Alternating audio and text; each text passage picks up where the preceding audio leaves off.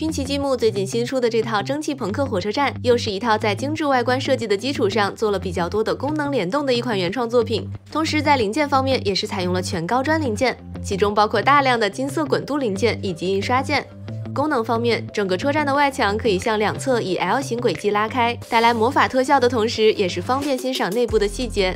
车站中间的钟楼、金色的轮盘、上面的时钟，还有下面的旋转门可以联动。售票厅的窗口可以打开、关闭，并且自带吸附效果。另一侧则是金属感很强的咖啡水吧。悬吊着的蒸汽列车可以在轨道上来回滑动，不过轨道并不够长。蒸汽列车的楼梯可以放下，以及发动机还有车头后面的风扇也可以联动。此外，还有一些给大家无聊的时候可以转来转去的设计。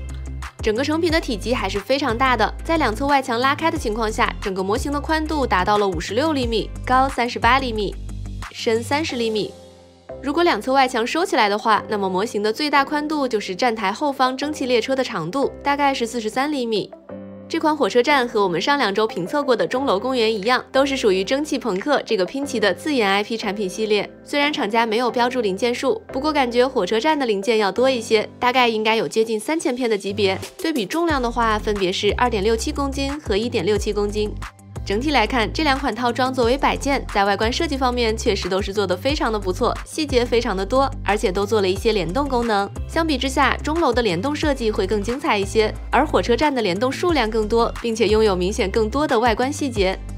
有玩家说我们最近更新的也太快了吧？那其中一个原因就是我们最近新添置的2台做 4K 剪辑非常高效的智能乐高展示盒，其中一台展示盒就是大家现在看到的这一台 ，CPU 是 i9-13900K。主板我们选择的是明轩电竞之星 iCraft Z790 WiFi AX， 一款性价比非常高的旗舰级主板，20项90安的供电，以及尤其是搭载的双 2.5G 网卡，在不升级万兆局域网的情况下，也可以大幅度提高展示盒和 NAS 之间的传输速度。显卡同样选择的明轩 RTX 4060 钛 iCraft 16G 显存版本，极高性价比的生产力选择，常年霸占多多显卡销量 No.1 的型号，有黑白2个版本。肯定有玩家会说，为什么不上4090？主要是4060钛 16GB 显存版本，对于我们这种 4K 剪辑场景来说，已经是非常够用啦。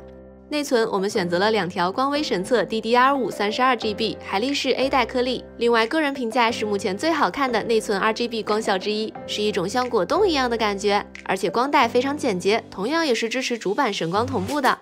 电源海运 ATX 3.0 Focus GX 1000金牌全模组，对于目前的展示盒配置来说，1000瓦其实是有点浪费了，但是考虑到后期可能的升级，所以还是咬牙上了1000瓦。毕竟电源是咱们一台展示盒最可能用上个10年8年的东西了。然后是这个非常帅气的 CPU 水冷，我们选择的是先马新发布还没多久的 XW360-P。超大的一个圆形液晶显示屏，关键是还可以显示出自定义图形，所以大家以后可能就可以经常看到咱们的 logo 出现在视频背景里啦。展示盒前几天已经给大家介绍过了，看到评论区里有一条评价说得很好，说以前觉得联力展示盒蛮贵的，但是考虑到一些亚克力乐高展示盒都要700-800，联力的这个展示盒瞬间觉得不贵了。非常有道理，我们就是这么想的，而且关键是我们的这个还可以用来作为拍摄道具。另外2套同样用来 4K 剪辑的乐高展示盒，之所以选择完全不同的配置，也是可以顺便实际的去测试一下它们在 4K 剪辑场景下的生产效率的区别。过段时间可能会发一期专题评测。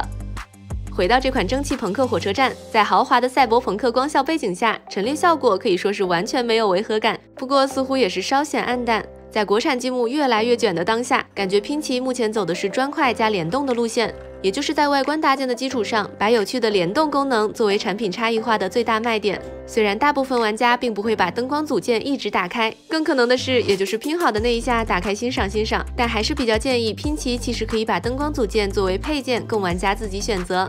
这款套装的拼搭一共用了大概13个小时，在拼搭体验方面，这款火车站优化的还是非常不错的，而且大步骤分包做得非常细，接近3000片零件居然分了17个大步骤分包，平均每个大步骤才100多个零件。拼搭手册一共有684步，平均每步也是只有4个零件左右，属于非常细致的分布设计，加上也是做了适当的零件分色，以及套装本身颜色就比较丰富，所以找件可以说是非常轻松。在牢固度方面，这款套装属于砖块类积木的正常表现，火车车头下方有一个模块会相对比较容易松脱，整体基本没有特别异常的情况。拼皮拿手册的末尾也介绍了搬运的方法。另外还是有2个关于这款套装的小建议，一个是关于悬吊火车的这个轨道，其实可以考虑适当加长一点，这样可以模拟火车进站的过程。目前的这个火车在轨道上的运动行程太短了。另外一个建议是关于这个产品系列，目前蒸汽朋克系列是有一个火车站和一个钟楼，不知道未来还会不会有蒸汽朋克邮电局、蒸汽朋克工厂等更多的套装。在火车站和钟楼这2款套装里，我们并没有看到相互之间可以连接在一起的相关设计。如果未来有更多的套装，且相互之间可以合成一个更大的场景，甚至组成一个蒸汽朋克之城，感觉会更有意思。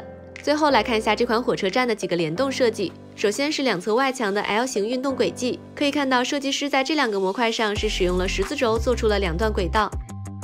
然后是钟楼部分的轮盘、时钟以及旋转门的联动，这部分联动也比较简单，也是通过一系列的齿轮组实现的。